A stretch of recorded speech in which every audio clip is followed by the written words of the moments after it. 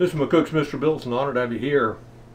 Respect comes in all sizes and shapes, including clear down to the petty, like Pelosi not letting Trump have a speech at Congress, or Trump turning around and saying you can't fly on a military jet overseas with 97 family members. Yeah. With that in mind, though, pettiness is there, but it is a form of revenge. One of the more interesting revenges I remember was old Paul Harvey telling it. And he said that in the United States they had an oil refinery and it blew up. Blew up. Terrible event that happened. And yet, the next week, the exact same size and type of oil refinery in Russia blew up. Oh, Paul Harvey said, I'm going to tell you more than I know. But he said, I figure we got hit, so we hit them.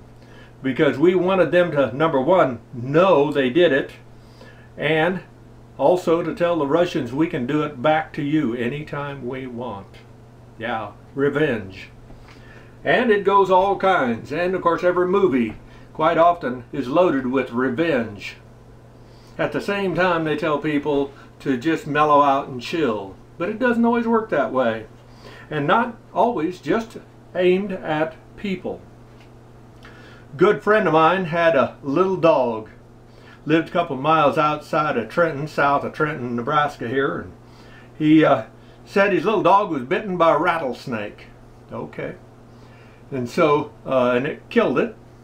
And he was so angry, he called his friends, and I'm grateful to be counted as a friend. And so he said, come over and bring your 22s with birdshot. So I brought over a couple boxes of shells, and there was about a dozen of us there. And he said, I want to kill every snake on my place that we find. And he said, I can't do it alone.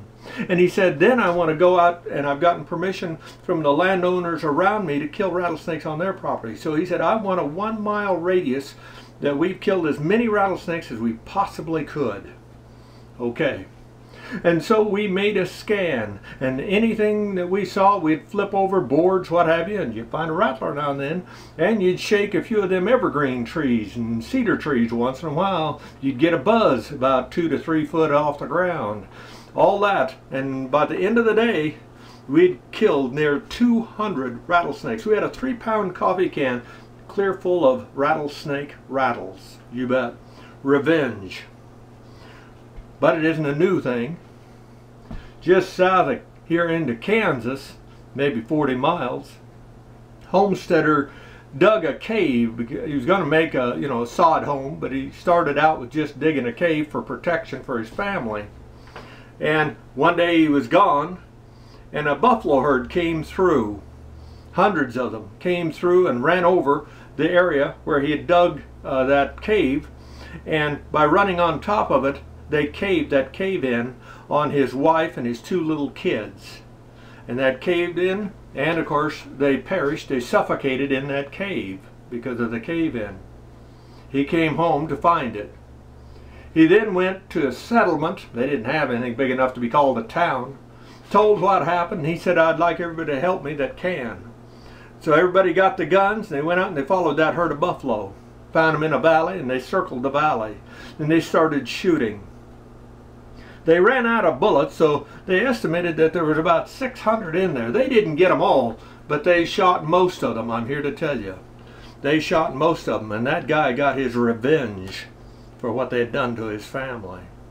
Revenge, I think it's as old as man, and more importantly, I don't see it ever ending in the future. Thank you for your time.